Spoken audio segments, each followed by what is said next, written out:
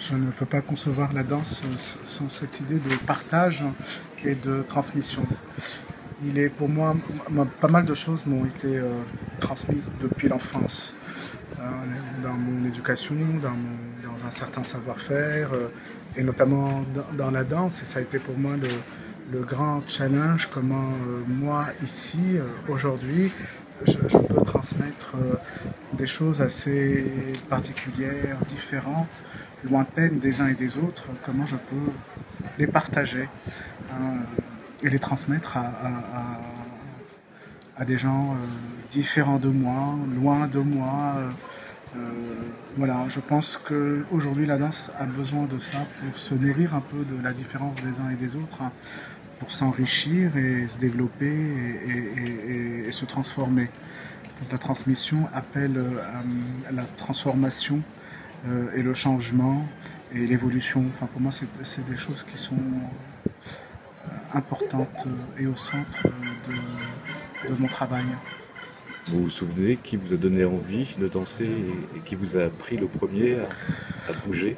Enfin, c'est pas les mêmes personnes. Entre ceux qui m'ont donné envie de danser, c'est ma famille, c'est mes amis, c'est tous ces gens qui m'ont aidé à grandir et avec qui j'ai grandi, qui vivaient autour de moi et qui étaient libres et libérés et qui bougeaient beaucoup et qui aimaient danser, chanter, manger et vivre, hein. L'idée de la danse vient pour moi de là, de cette envie urgente qui est là en nous, d'être là, tout simplement, d'être, hein. Donc ceux qui m'ont donné envie de bouger, c'est les gens, c'est ma famille, c'est ceux, donc encore une fois, ceux qui m'entouraient. Et ceux qui m'ont transmis, beaucoup de gens, des chorégraphes et des artistes et des metteurs en scène m'ont transmis cette envie d'être dans la danse et dans l'écriture, hein. Je peux penser à une dame qui est très connue, qui est très vieille, je pense qu'elle est toujours vivante, hein. C'est une Américaine que j'ai rencontrée en 2005 ou 2004, hein, en Espagne. Elle s'appelle Lisa Nelson, c'est une dame très connue, qui a été pionnière un peu avec Steve Paxton de certaines danses contact, hein, qui faisait partie d'un mouvement américain un peu révolutionnaire, un peu. Elle m'a vu danser, bouger, et un jour en 2004, c'était un peu elle qui m'a aidé à me prendre en main et à basculer un peu et passer du théâtre à la danse en me voyant bouger. Elle a vu quelque chose que moi je sentais, mais j'avais presque par pudeur, j'avais pas envie de sortir. C'était danser ou voilà. Donc une pensée à Lisa Nelson. Et nous sommes là dans un pont déjà entre la Tunisie, l'autre côté de la Méditerranée avec l'Europe, la France, les États-Unis. Ce premier mouvement de votre part de la danse, il est né en Tunisie, comme vous parliez de certainement, votre tout a famille. été. Je dis toujours que mon disque dur est tunisien, hein. Tout ce que j'ai pu apprendre dans ma vie, dans l'art, vient de là-bas. C'était une époque où les choses en Tunisie coulaient avec beaucoup de fluidité et de générosité. J'ai été pris en main par des artistes, une élite tunisienne qui était très généreuse. Et puis les choses étaient tellement belles et différentes à l'époque en Tunisie. Et puis j'ai eu envie de partir, ou peut-être on m'a un peu poussé, parce que c'était un metteur en scène de Toulouse.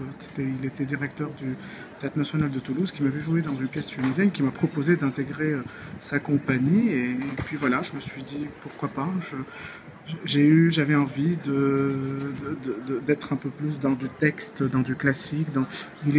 C'était un metteur en scène qui travaillait beaucoup sur les textes, surtout les textes un peu politiques, hein, Brecht, etc. Et donc j'ai quitté Tunis pour Toulouse. Et puis j'ai eu envie de rester. j'ai découvert un peu ma liberté, le sens de la démocratie ici, en France, en 96. Je suis venu en 96. Et puis j'ai décidé de rester. J'ai plus envie de rentrer en Tunisie, sauf pour voir ma famille et mes amis. Mais je savais intuitivement que les choses, pour moi, étaient plutôt ici. La situation à l'époque commençait à être claire en Tunisie. C'est là où on a compris, en 96, 17, 18, que Ben Ali restait au pouvoir et qu'il y avait une dictature complètement assumée et que la situation allait... voilà. J'avais envie d'autre chose pour moi et puis du coup je suis resté et puis j'y suis et je suis très fier de ce que j'ai pu, de ce que ce pays m'a apporté et ce que moi j'ai pu apporter aussi ici et pour ma vie personnelle et beaucoup aussi professionnelle.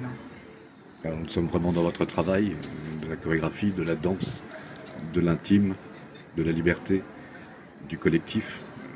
Il y a du politique évidemment, dans le sens noble du terme, qui est la vie de la cité, ce qui nous amène en fait à Heroes, qui est cette chorégraphie que vous allez présenter actuellement, vous avez créée il y a un an, qui est présentée à Strasbourg juste après votre solo à Mon Père, qui a été présenté il y a quelques semaines, qui était une relation intime, extrêmement physique, et vous revenez toujours à cette partie physique avec Heroes, mais cette fois-ci avec un groupe, dans un genre où on ne vous attend pas.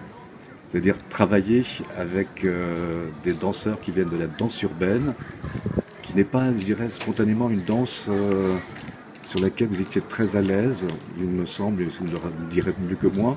Vous avez commencé en fait à fréquenter les danseurs dans un lieu qui s'appelle le 104 à Paris, que ceux qui fréquentent voient comment il est envahi tous les jours, et envahi c'est pas un joli terme, mais il est empli de ces danseurs. Qu'est-ce qui a fait qu'à un moment donné vous avez eu envie de vous rapprocher d'eux?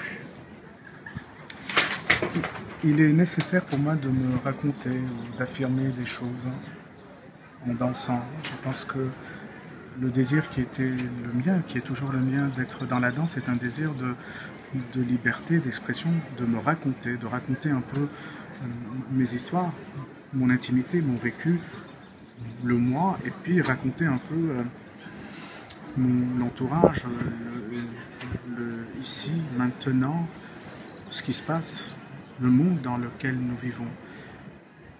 L'idée de faire de la danse avec de beaux mouvements et des beaux gestes ne m'intéresse pas. Je ne suis pas là pour faire de belles choses, pour rendre les gens joyeux ou pour...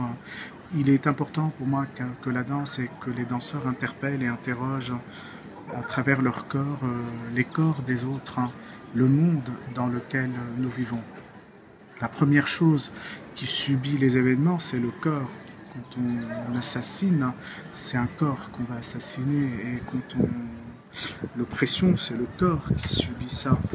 C'est l'esprit, c'est le corps. Donc pour moi, le corps est au centre de l'être humain et aujourd'hui de ses préoccupations et de son désir d'être dans une connexion entre lui, le monde, l'autre.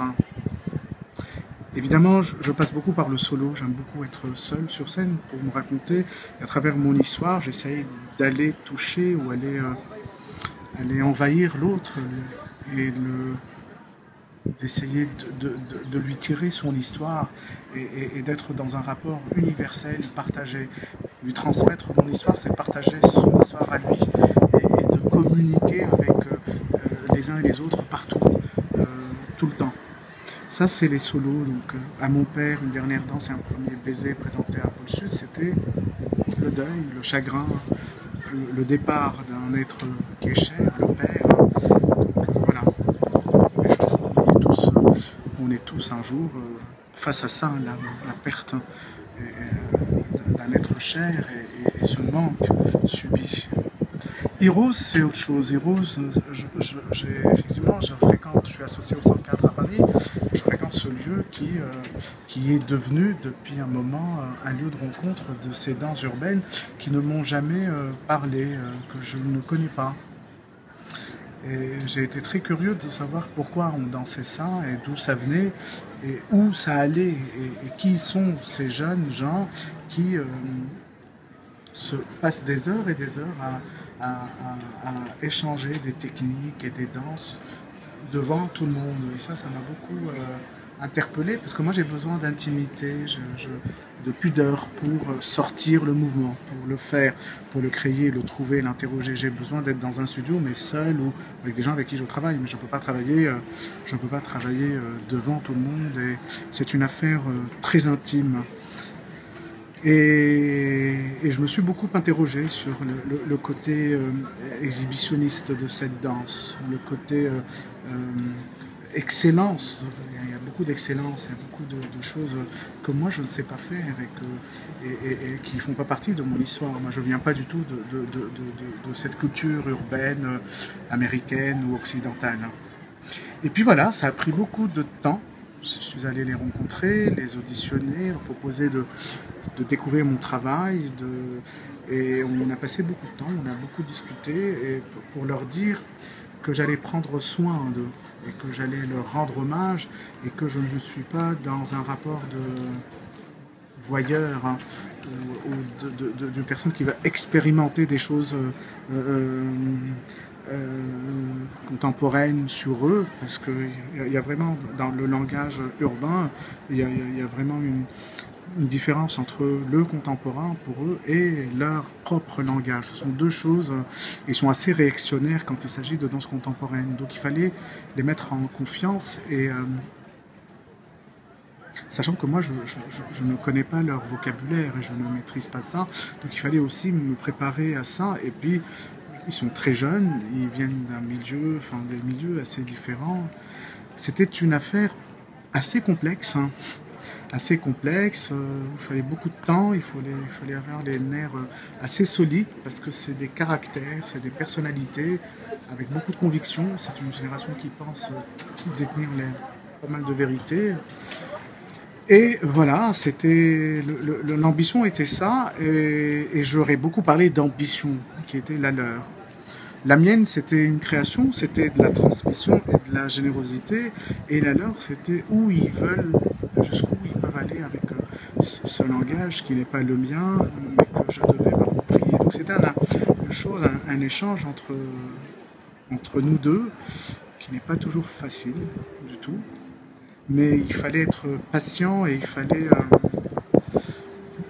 J'aime, encore une fois, on a démarré cet entretien avec la transmission, le partage. J'aime ça, et transmettre n'est pas toujours une affaire facile. Il faut du temps, il faut beaucoup de temps et beaucoup d'intelligence, parce que ils sont 9, ils étaient 10, après là ils sont 9, et il fallait parler à 9 interprètes, 9 êtres humains, mais différents, chacun avec son histoire, sa complexité. Voilà, c'est ça ce projet. Je suis très content qu'on est arrivé. J'aurais promis beaucoup de choses et on a fait un bout au Panthéon. On a été les premiers artistes chorégraphiques qui ouvrent le Panthéon à Paris à la danse. Ça a été pour moi un honneur et pour eux une chose dont ils se remettront jamais, je pense. Ils n'ont jamais mis les pieds au Panthéon. Et puis après, quand ils l'ont visité, et puis quand ils ont lu ce que c'était que le Panthéon, ils étaient émus de savoir qu'ils sont les premiers danseurs à danser au Panthéon. Et aujourd'hui, on en a fait une grosse pièce, Héros. Et voilà, une pièce qui est exigeante, qui leur demande beaucoup de force, beaucoup de conviction et un investissement assez puissant. Et également au public. Plus que jamais aujourd'hui, le public doit aussi se positionner, se placer à côté côté de l'interprète, à côté de l'artiste, pour essayer de comprendre le monde. Et là, on place le spectateur au centre, au cœur de ce projet. Il est là, il danse pas, mais il y a tout un travail d'assimilation et de réflexion qui va se faire au fur et à mesure du déroulement du spectacle. Même si la base est toujours une sensation très physique, je me disais qu'il y avait presque un palindrome entre ballet et battle, qui est un terme utilisé. Oui, oui. Parce que on reste dans la danse, hein, on reste. C'est ce qui est beau. C'est pour ça que je ne pense pas là tout de suite aller ailleurs. Hein. La danse contemporaine permet cette chose qui est superbe, l'abstraction, et du coup on peut aller là où on veut, comme on veut. Il n'y a pas de règle à soirée, il faut que ça soit juste, hein. Il faut que ça soit beau, il faut que ça soit fort, mais juste. Hein.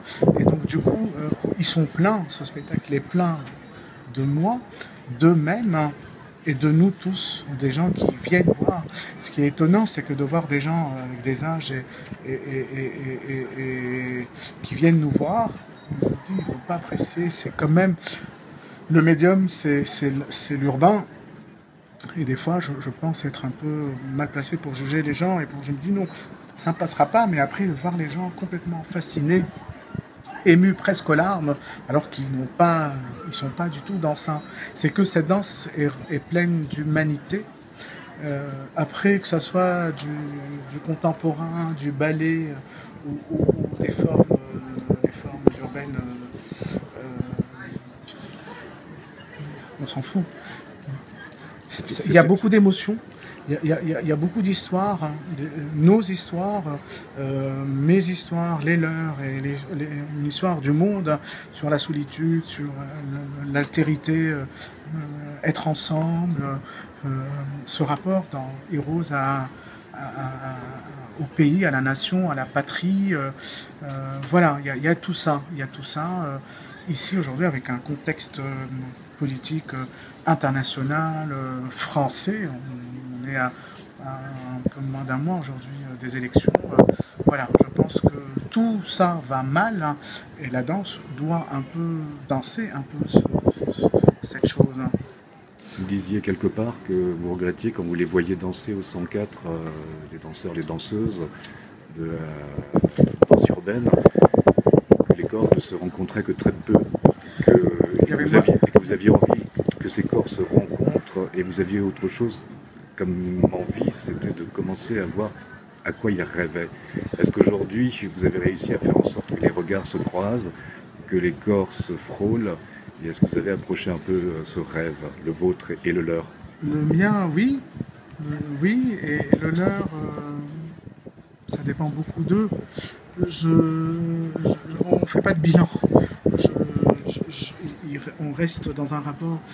Ils sont très pudiques, hein. Ils ont du mal à mettre des mots et à dire un peu ce qui se passe.